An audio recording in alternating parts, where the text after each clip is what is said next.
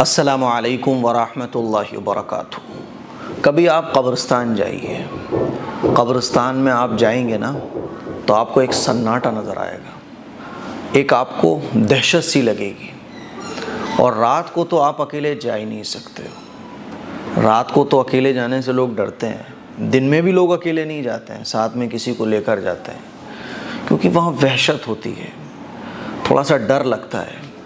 کبھی ہم نے یہ بات سوچی ہے کہ اسی قبرستان میں ایک دن آئے گا، ہمارے اپنے ہمیں غسل کفن دے کر اسی قبرستان کی کسی قبر میں لٹا کر اور اوپر سے مٹی ڈال کر چلے جائیں گے۔ ہمیں ایک دن ایسا آئے گا کہ اسی قبرستان کی کسی قبر میں سونا ہے اور کوئی ساتھ نہیں ہوگا، اندھیرا ہی اندھیرا ہوگا، پورے قبرستان میں سناٹا ہوگا، کیڑے مکوڑے سانپ بچھو جو بھی اس قبرستان میں ہوں گے وہ ہمارے ساتھ ہوں گے۔ کوئی ہمارا کتنا ہی ہم سے محبت کرنے والا ہو وہ ہمارے ساتھ نہیں ہوگا۔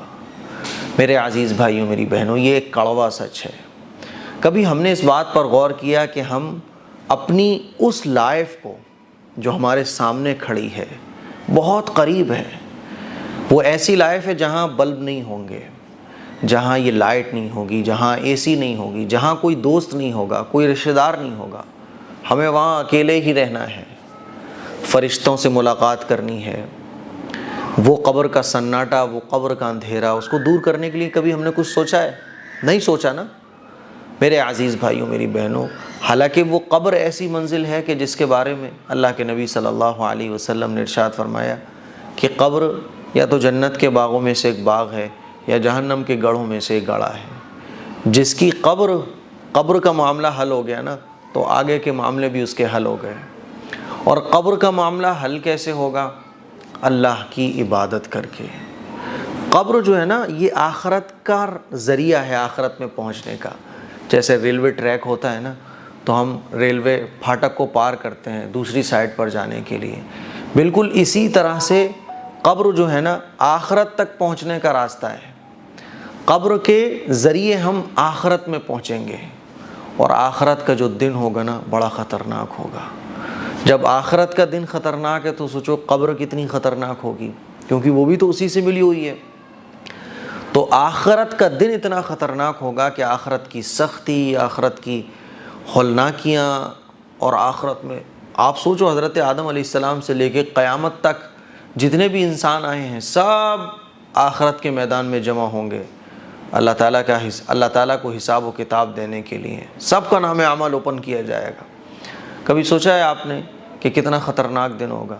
حدیث میں آتا ہے کہ لوگوں کے دل مردہ ہو جائیں گے جب کوئی بہت بڑا حادثہ پیش آ جاتا ہے نا، یا ہم نے کوئی بہت زبردست خطرناک چیز دیکھ لی ہے نا، تو کیسے دل مردہ ہو جاتا ہے، آدمی بے جان سا ہو جاتا ہے۔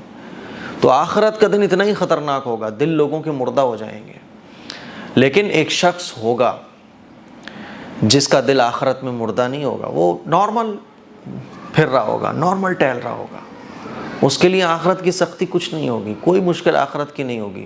وہ ایسے پھر رہا ہوگا جیسے دنیا میں اے سی میں بیٹھا ہوا ہو، اور لوگ پریشان ہوں گے، ادھر سے ادھر لوگوں کے کلیجے منہ کو آ رہے ہوں گے۔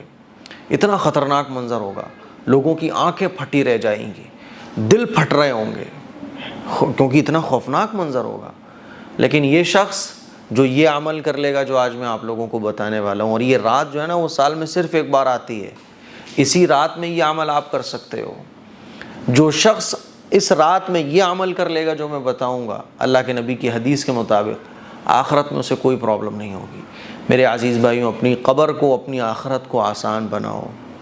آپ کو پتہ ہے کہ آج کی رات یعنی چاند رات، یہ اتنی عظیم الشان رات ہے، اتنی عظیم الشان رات ہے کہ اس کے ذریعے ہم اپنی قبر کی دنیا کو بھی چمکا سکتے ہیں، آخرت کی سختیوں سے، آخرت کی ہولناکیوں سے بھی بچ سکتے ہیں۔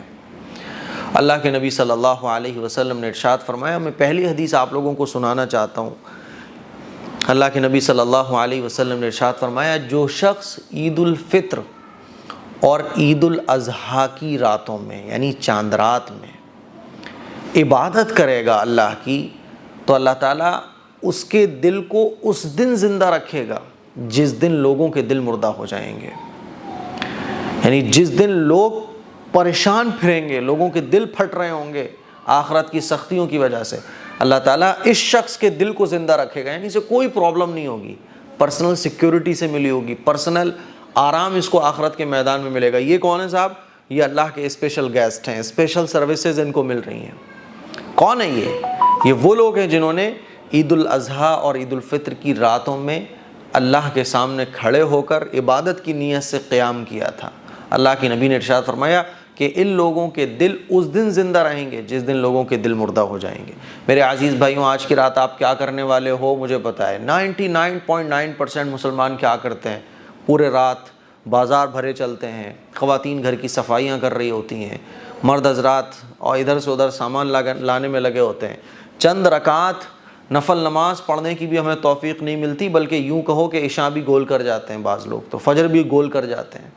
تو کتنے افسوس کی بات ہے کہ اس رات کو لیلۃ الجائزہ کہا گیا، انعام کی رات، اور اس رات کو ہم گناہوں میں گزار دیتے ہیں۔ ایک اور حدیث سنیے گا، اللہ کے نبی صلی اللہ علیہ وسلم نے ارشاد فرمایا، جو شخص 5 راتیں عبادت کرے اس کے لیے جنت واجب ہو جاتی ہے۔